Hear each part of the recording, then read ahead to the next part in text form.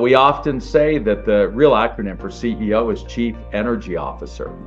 And really, all the leaders that are listening to your podcast, Baron, need to understand that that's the key thing that moves the needle. Time's limited, but energy's not. And that's really the essence of what Gallup's been measuring all these 50 years by engagement is how much energy are your people bringing to the table, or are they just showing up? And that's why every decision, every action needs to be measured against. Is this going to raise or lower the energy within the organization? And so getting in touch with the energy of your customer. And you're not going to get that from a focus group. You're not going to get that by sitting around in your office and talking to them on the phone. You're only going to sense that by being with them on their journey. Welcome to the Mindset Game podcast. I'm Verne Kogan, and it is a tremendous honor to introduce you to Verne Harnish. Verne is founder of the world-renowned Entrepreneurs Organization, also known as EO, with over 18,000 members worldwide. And he's chaired EO's premier CEO program held at MIT for 15 years, a program in which he still teaches today. Verne has spent the past 4 decades helping companies to scale up. He is the founder and CEO of Scaling Up, a global executive education and coaching company with over 293 partners on 6 continents. He's the author of the bestseller, Mastering the Rockefeller Habits, The Greatest Business Decisions of All Times, for which Jim Collins wrote the foreword, and Scaling Up. Rockefeller Habits 2.0, I highly recommend. It's a fantastic book, and which has been translated into 26 languages. And he's won 8 major international book awards, including the prestigious International Book Award for Best General Business Book. His latest book, Scaling Up Compensation, 12 Habits of Valuable Employees, rocketed to first place in the category of HR books on Amazon upon release. And Verne serves on many boards and does many things. And a fun fact about Verne is that he enjoys magic, and he's actually a card-carrying member of the International Brotherhood of Magicians. Super cool, Verne. Welcome to the show. Nothing up my sleeve here, so we're. I was going to say, where are the hopping bunnies? Yeah, and exactly. Yes, super cool. Welcome. Glad to be here. You know, this is a podcast about mindset, and I imagine, as you well know, that mindset is a really important aspect of entrepreneurs, and especially in the scaling up process. So tell us a little bit about what you think the listeners need to know about their mindset and how to have that successful mindset for them to have not only the scaling up of the organization, but also to have the relationships that they want and the sanity to enjoy their life. Yeah. Well, first, Barrett, thank you for hosting me and everybody that's listening in on this. It's an important topic, and our focus, we have a lot of business owners listening, and I know you have a lot of corporate execs as well. And the number one job of the owner is to drive valuation. And our promise is to help companies drive that valuation 10x. And that isn't just about serving the shareholders, that's about the customers, the employees, the shareholders, and the community. We can come back to why research supports that. But I think what's interesting is Satya Nadella just celebrated his 10th anniversary of being CEO at Microsoft. And during that 10 years, he 10x'd the valuation of Microsoft from 300 billion to 3 trillion. Hubert Joly, the French CEO who turned around Best Buy, teaches for us at the CEO Summit at Harvard, he took over really a mess at a time when Circuit City had failed and Amazon was coming on strong. And in 7 years, he 10x'd the valuation of Best Buy from $11 to $110. And both of them will say that, as Satya Nadella said, the key shift is we went from a know-it-all culture to a learn-it-all culture. And if you get more precise, the thing that I loved that Hubert Joly pushed, and it actually made us change our agenda for the weekly meeting, is he said, look, no leadership team meeting should start. And I hope everybody hears this, because we all run a weekly meeting, right? No leadership team meeting should start without first updating everybody. What are we hearing from customers? And what are we hearing from employees? I mean, it's one thing to have a growth mindset, but I really think it's a learning mindset. And if you're just sitting around learning from each other, it might be inappropriate to say, but I see that as a lot of kind of mental masturbation.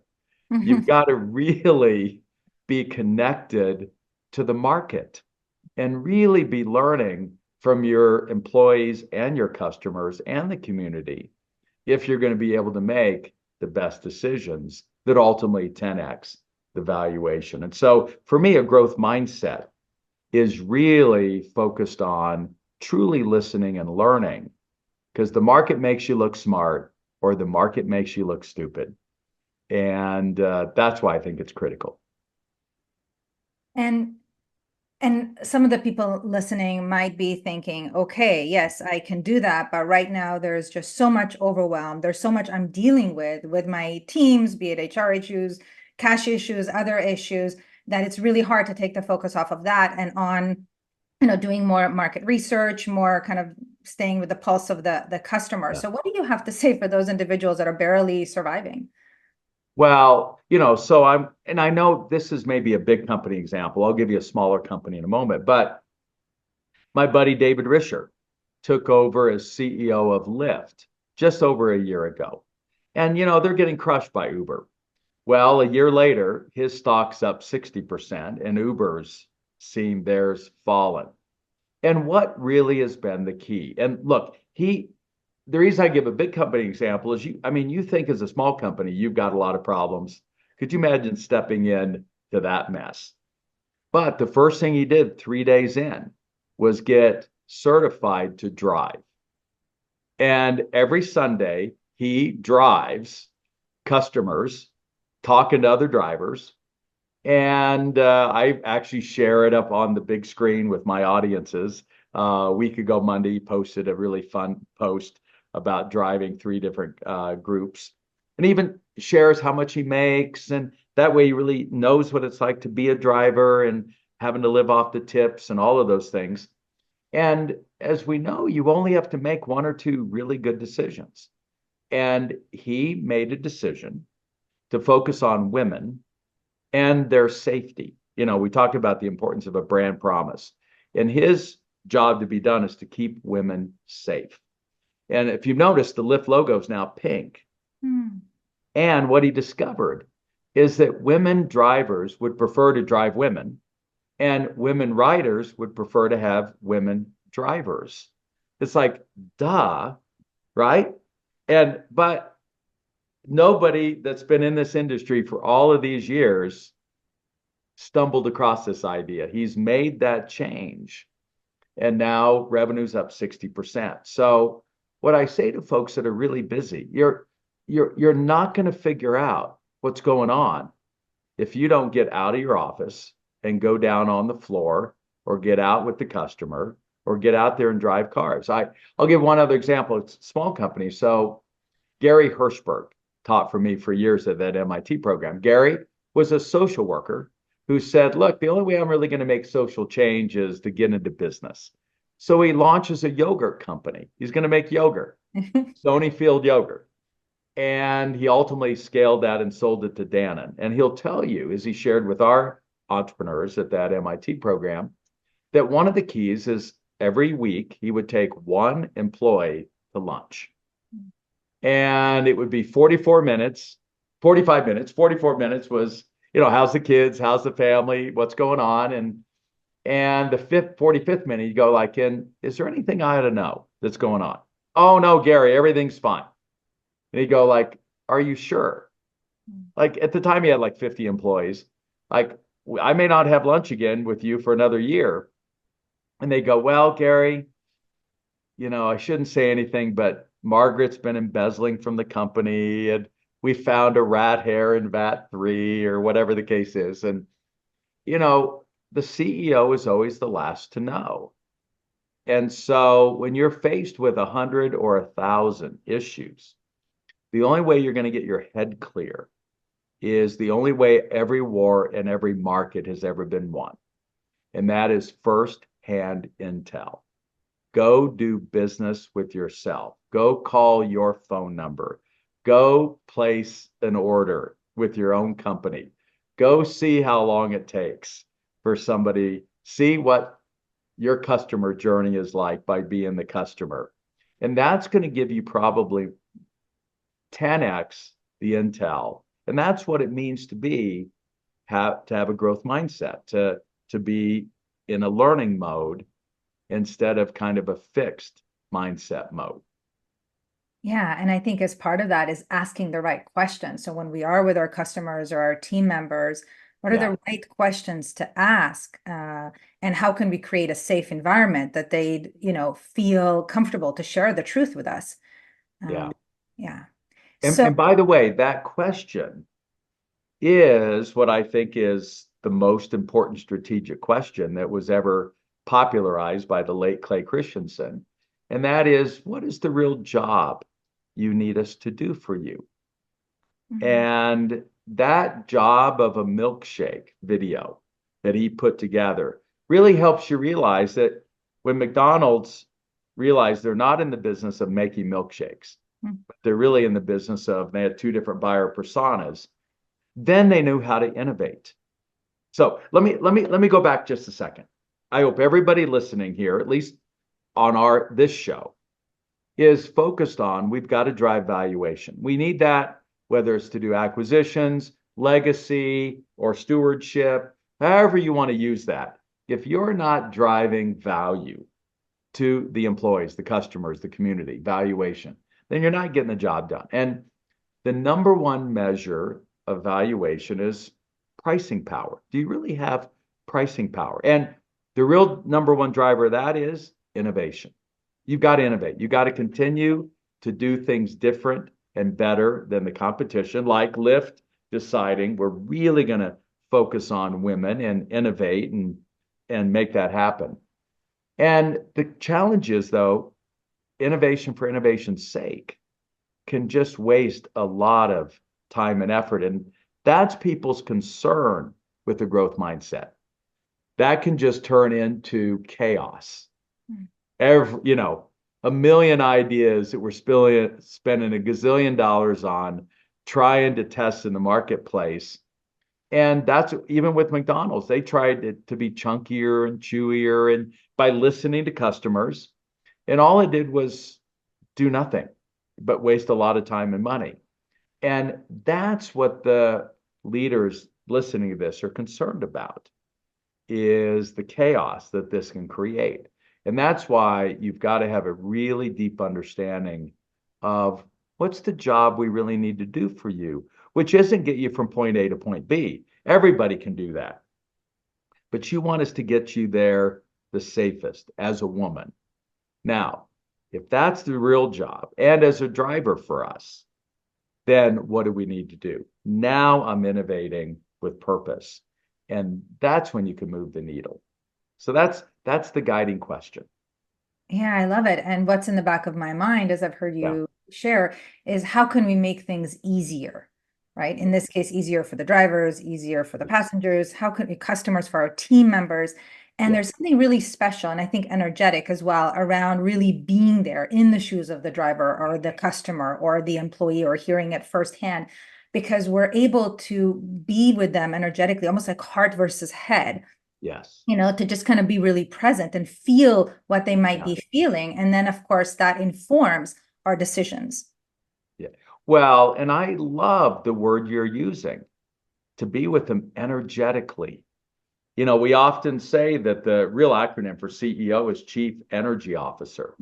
And really, all the leaders that are listening to your podcast, Vered, need to understand that that's the key thing that moves the needle. Time's limited, but energy's not. And that's really the essence of what Gallup's been measuring all these 50 years by engagement, is how much energy are your people bringing to the table, or are they just showing up? And that's why every decision, every action needs to be measured against, is this going to raise or lower the energy within the organization? And so getting in touch with the energy of your customer. And you're not going to get that from a focus group. You're not going to get that by sitting around in your office and talking to them on the phone. You're only going to sense that by being with them on their journey. And that's why Steve Jobs, everybody, he hated focus groups. They, for a good reason. I remember one of my favorite stories. They had a focus group and they asked them, okay, what should be the main color of an iPod? As the story goes. And everyone said yellow. Then they're like, okay, grab one as you leave as a thank you gift. And everybody picked up a white one. So this is why nobody can predict who's going to be president of the United States, right? You can ask people all day long, and they're going to say one thing and possibly do another. So you have got to, and that's why taking an employee to lunch every week. And I'll tell one other story that might spur folks on here. So, are you familiar with the company Big Ass Fans? I'm not, no. Oh, yeah. So, they're this company that makes these big ass fans. You see them turning really slowly in airports and other kinds. And I love the story. Kerry Smith was the founder. He was one of my heroes. I'm a mechanical engineer by training. And here's a guy that, first of all, customers would call in because this company's name was like VTCH Technologies or something like that. It's like low velocity, high volume, or I don't know. Nobody could remember it. But customers kept calling in saying, are you guys the ones with the big ass fans? So he's like, let's just change the name to Big Ass Fans. Then he changes his title to Chief Big Ass. And this guy got more free publicity. By the way, it really answered the question, what job do you need us to do? I need a big ass fan, right? Well, let's just call the company Big Ass Fans. He got more free publicity than any 500 employee industrial firm deserved. By the way, took it to $500 million. That's $1 million per employee. I just want to put that number out there for all the mid-market leaders that are listening to your podcast. And he sold it for $500 million. So this is a long way to say I finally got to meet my hero. He and I shared the stage, and I'm like, Kerry, you got to tell me, what was one of the real secrets to your success? And he goes, Verne, like nobody believes me. But probably the most important thing we did weekly, and again, our work, as you know, it comes down to routine. Routine sets you free. It's what you do more of, less of, or different every day and every week. That's that constant just persistence that wins, the tortoise over the hare, so to speak. He said the key was every week, usually Thursday night, I would invite 5 employees and their spouses to dinner to the nicest place you could find in Kentucky. And by the way, he learned that the employees are actually scared and they would show up like, oh my gosh, should I just order a cup of soup? Right? I don't want to order the most expensive thing on the menu, whatever. And Carrie even learned that's being sensitive to the energy that he'd say at the beginning of the dinner, last week they spent $1,000. Let's see if we can spend more. All right. Wow. So by the way, you can tell he's spending 50 grand a year on this. But it was during that dinner with his 5 employees and their spouse or significant other that he was able to build the relationships and the connection. And that's when, again, he picked up on the vibe of what's really going on behind the numbers that he's looking at daily and weekly inside the company. And he said, that was the secret. And nobody believes that it's that simple. And what it means really to affect and drive culture. And it's through hand-to-hand connection, one-on-one and 1-on-5, versus thinking you need 1 to 500. So anyway, I loved your term energetic. It's right. Yeah, and it's about intention and attention. So it's not just about having the dinner. It's what is the intention? What energy are we bringing into it? Yeah, And the consistent attention, that repetition and consistency. And yeah. we had one of the guests on the podcast was a woman by the Mhm. name of Lynn McTaggart, and she wrote a Okay. wonderful book called The Power of Eight. She does research on collective intention. So when you Mm, have a group of people, whether it's in the daily huddle, the weekly meeting, the dinner at the fanciest restaurant in town, and everybody yeah, has the same intention, and that intention might mm, just be to get to know each other, yeah. to have fun, whatever that is, that amplifies the energy. And I'm a trainer with the Institute of Heart Math, and do a Mm, lot of research on the personal energetics, right? The personal coherence, and there is the social and the global. yeah, And I think that as CEOs, chief energy officers, as you say, our first and biggest job is to manage our own energy yeah. intelligently. And as part of that, I want to kind of bring us to the kind of growth paradox that I've Mm, heard you speak about, because there's a certain belief, that some entrepreneurs have, leaders have, that when I get to this level, scale up, then it's going to be easier, better, more lucrative, whatever. And some beliefs like that one can sometimes hinder our ability to yeah. enjoy our life and to experience that ease and the energy that we're talking about. So tell us about that. Yeah, people think that there should be economies of scale, right? As I add people, it should get easier. But you're fighting this issue called complexity. And it comes with just having more people, more cooks, in the kitchen. And so the ideal team size is about 4 or 5. I've even suggested to EO and YPO and even Vistage that I I think a smaller group, 5 or 6, is much more effective than 7, 8, or 9 kind of thing. I've been in forums for years, decades, and we're a little looser in Barcelona where I live, with attendance, because it's, tranquilo, kind of thing. Take chill.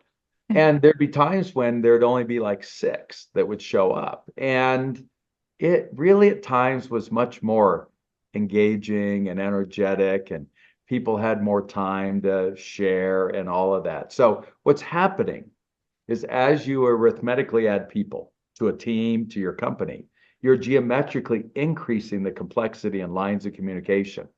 And that's what ultimately can crush you. And that's why you've got to put in these communication rhythms and other systems and structure, infrastructure that allows you to handle that complexity. So that's the growth paradox. I love that. And it really touches on the dichotomy, right? So here you've got greater complexity as we grow. And at the same time, we need Yeah, that greater coherence, right? Order, which can happen, yeah, especially in small groups when everybody gets equal airtime, gets to yeah, express how they feel, what's showing up, and again, to co-create that collective vision and intention. And so that, the cycling back and forth between the yeah, two, I think is the key. So what's yeah. showing up for you right now as I kind of share this? Well, but if I get just in kind of a practical topic, Yeah. um, the growth paradox directly for mid-market companies is they get so focused, Barrett, on making sure their functions run well. I've got a good operating sales function, marketing function, operations, HR, IT, that we have a tool, our function accountability chart, that they don't realize that the customer and the employee experiences the CX and the EX. They experience it through processes or value drivers that cut across those functions. And that's when they end up getting stovepiped. Everybody talks about we all got stuck in a stovepipe. And so I just learned last year, I had a chance to share the stage with one of the top folks from Chick-fil-A. And everybody's just blown away by the performance. That's a company that generates over twice the revenue per store that McDonald's does. For instance, just to give, kind of some stats. Actually, it's 3x. They're averaging, I think, 9 million a store, and McDonald's averages like 2.8 million, just to give perspective. And they're not open on Sundays. Okay. And I'm like, all right, how do they do this? And what's interesting is their headquarters is not organized around functions. It's organized in small cross-functional teams that are focused around a single value driver. So, for instance, the person who's standing out there in the parking lot taking the orders, they have a team that does nothing but eat, live, breathe, and sleep. How do we do that better, faster, or cheaper? And there's that synergy between the store leader and headquarters. We're all in the same game, and we're structured in kind of a team of teams instead of this hierarchical bureaucratic mess. I'm on the board with one of the handful of folks that run HR for Amazon. And Carlos shared when I saw him a few weeks ago up in Halifax that Amazon has 1 million employees and only 5 layers of leadership. I mean, you want to talk about a team of teams and flat. So that's the growth paradox too, that we end up adding all of these people working on work instead of actually doing the work. And that's what you're seeing being cleaned out by Silicon Valley and all the articles that are pointing to that it's the middle managers that are gone. I don't need people working on work. I just need people working. Now, what does that mean? Back to a growth mindset. Jim Clifton at Gallup, the CEO of Gallup, said nobody wants managed. Nobody wants a manager. None of my 4 children want a manager. That's why we have cell phones. But they do want coached. And I think that's going to be the new measure of success. Before it was, oh, you got a coach, there must be something wrong with you. Now we know that the real professionals, let's start with professional sports. If I'm a tennis player, man, I've got a head coach, a swing coach, a conditioning coach. I've got a nutritional coach. I've got a strategy coach. I think the real measure is how many coaches do you have? And they're the ones, and if you have a fixed mindset, you don't think you need coached. But a growth mindset says, man, I've still got lots to learn. And that's why I think Jim Clifton's right. Nobody wants managed, but they do want coached. Yeah. And that's really the pivot that the leadership has to make inside an organization. And the pivot underneath that, I mean, the essence of that is shifting from judgment to curiosity to creation, again, to helping the person to make the most objective decisions, not operating out of fear, all of those things that ultimately help them to not only, as I said, make better decisions, but also create teams that are more cohesive, be able to drive things again from a place of joy and vision, and not so much from a trying to outdo the competition and all of these kinds of things, which are fine, but they're not what's going to get us to the highest level, which is that kind of more integral mindset, right? What's best for me, what's best for my team of 3, 5, 100, whatever that is, my organization and the planet. So I want you to speak just for a few minutes, because you have such a unique perspective with all the companies you worked with and individuals you worked with. What are your thoughts about what entrepreneurs in particular need to know around how to be leaders of the planet, how to help our planet really be more peaceful, be more healthy? I know you do some work with university. Tell me about that. Tell us about that. Well, before I come back to that, I do want to build on what you said. And the thing that I love inside EO and YPO and Vistage and all of that is that we've learned not to should on each other, right? To tell people. And so this real transformation is to go from tell to teach. So I think we've got to be more teachers than tellers. And I think managers have a tendency to tell people what to do. Coaches have a tendency to teach. And that's really the transition that I believe that leaders are needing to make. right now. And so if you get into the broader topic of the planet, this is one of the reasons why I love working with entrepreneurs. At the end of the day, they're the only ones that have fixed stuff. Large corporations have generally messed it up, and governments have been, worthless. Um, and so it's been the entrepreneur who steps up and says, "Hey, and every entrepreneur I know is worth, their salt is doesn't care about the money. They have launched because they see a problem that needs fixed and nobody's fixing it. And so look, I don't know how, what your listeners might think or believe about Elon Musk, but you got to read his book. I'm going through it for a third time. And it's clear, and I believe it, that first and foremost, he cares about the survival of humanity. And that the thing we need is, first of all, a new spaceship. We only got one spaceship, and we need to go get on another one so that we've got an escape hatch if necessary.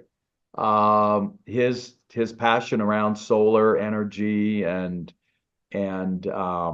electric cars and all that. We can all debate whether it's really good, better, or worse for the environment, da da da da da. But it really does come from a place, if you believe Walter Isaacson, who wrote that book, who said Elon didn't get one word of edit, didn't even read it before it was published. And Walter, who wrote the biography on Steve Jobs and all these other famous people, Walter has no need to BS us, and he didn't just read about Elon. He was firsthand intel, energetically side by side with Elon in meetings and personally and professionally.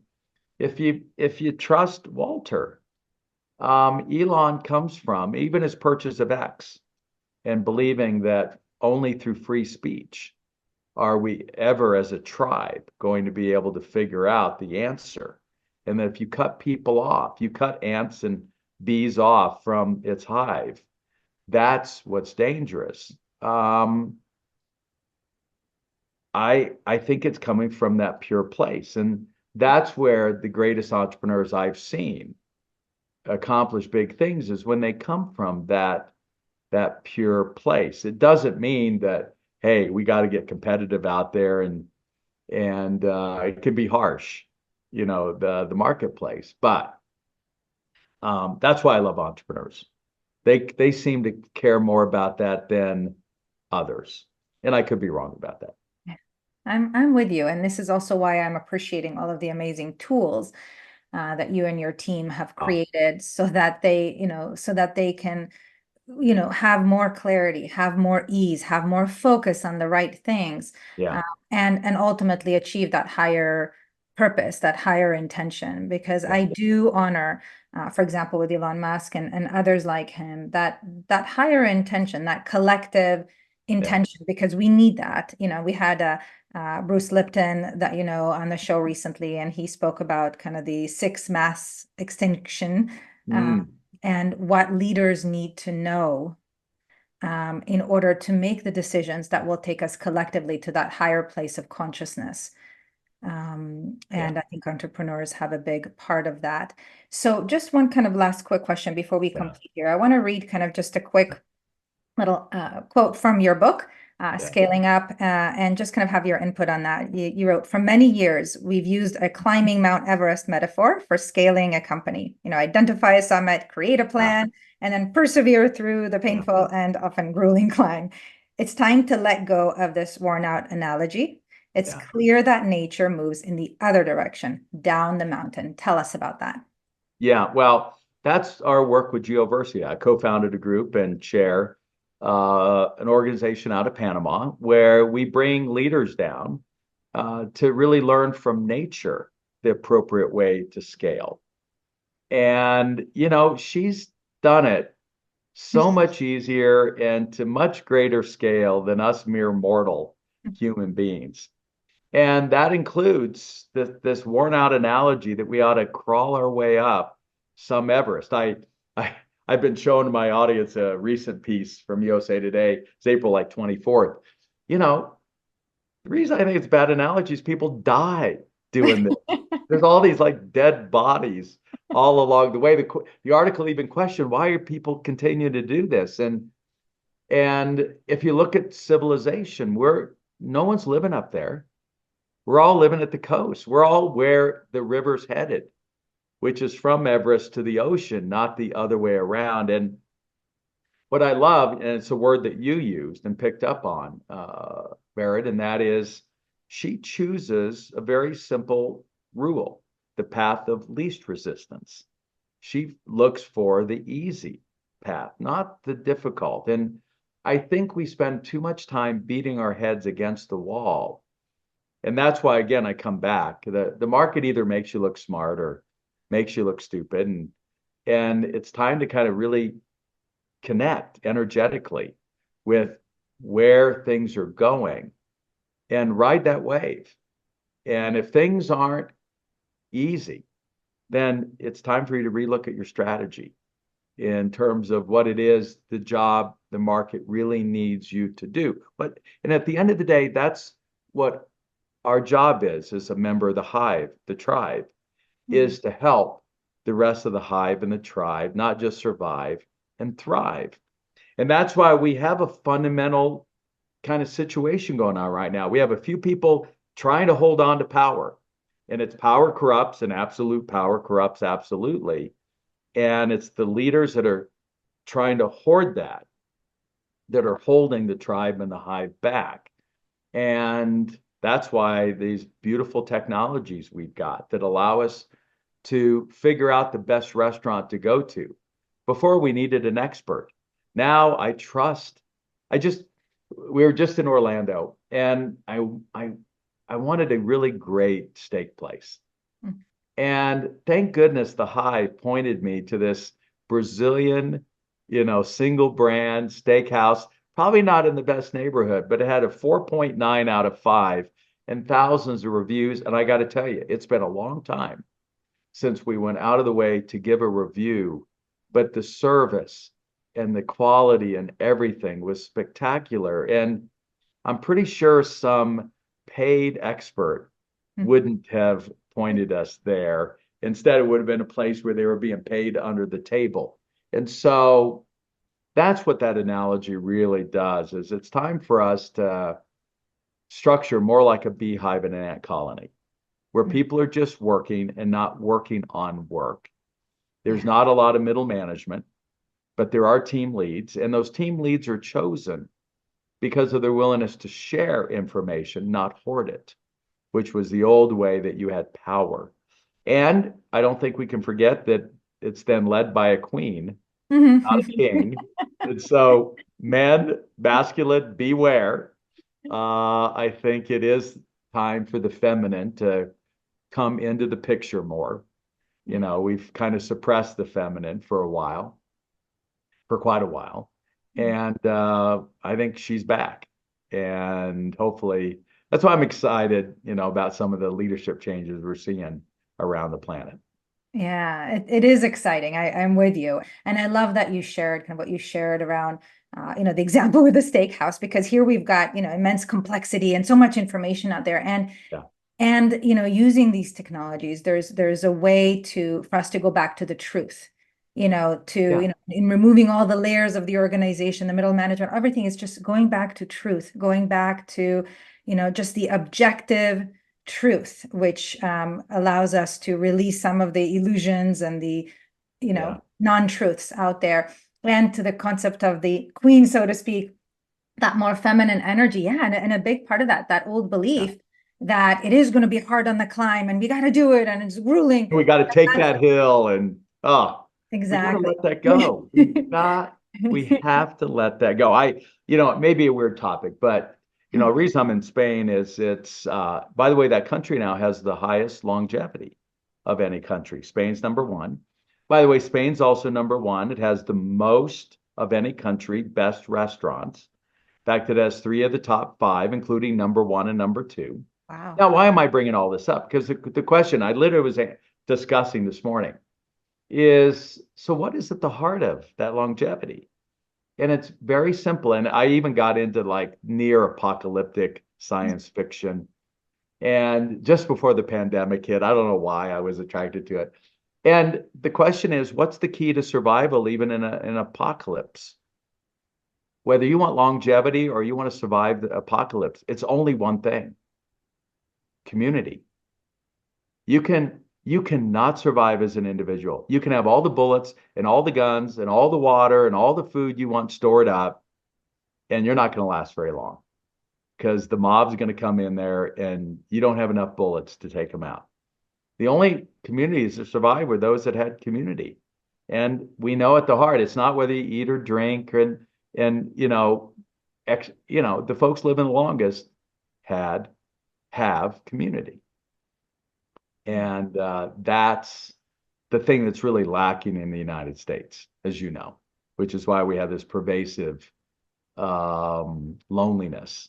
That's right. And so in Spain, man, you invite somebody over for lunch at 1:30 on a Saturday, and it'll last at least 12 hours to 1:30 in the morning. Right. I love that aspect of that society, that community. So, and that's the work that you do, Verne. So thank you for continuing to talk about I think criticality of being energetic and community and connection and all of that, because that is what makes the successful hive or tribe. And that's where we're going. Yeah. And thank you for having created this organizations where we can have more community, where people don't feel alone, where they're able to co-create new creative solutions for themselves, their teams, their organizations, their families, and our planet. And, with all my love, I thank you. And I thank you for being the teacher that you are, really modeling for us what we as leaders of our families, our communities, and organizations need to be. How can people learn even more about your all of the resources? There are some amazing tools. I know the Scaling Up website. There's incredible videos, interviews with you, and of course your books. How can we learn more? Yeah. Well, hey, first, thank you for your patience of listening to my long answers and my crazy analogies and my weird stories and things like that. So thank you for your patience. You're a good teacher. A good teacher teaches with stories and analogies. That's the best way to learn. So thank you. All right. Well, thank you. So we try to keep it very easy. Just go to scalingup.com, the name of the book, the name of our company, the name of the website. And it really is a labor of love. And so you're going to see right next to a picture of all the books, all of our there's free chapters. There's a free mini course. And by the way, it's a real course. I mean, it's like not just teasers. You get the free growth tools in 28 languages. It really, and I wrote the book not as a teaser, but so people could actually do it if they want to self-teach on their own. At the end of the day, it's, my dad lost his company in the 73 recession and never recovered, Barrett.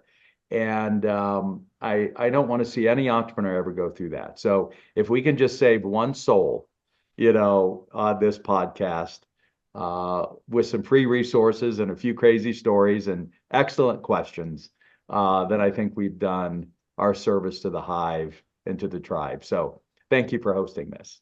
Thank you. And I believe we have. Thank you. All right.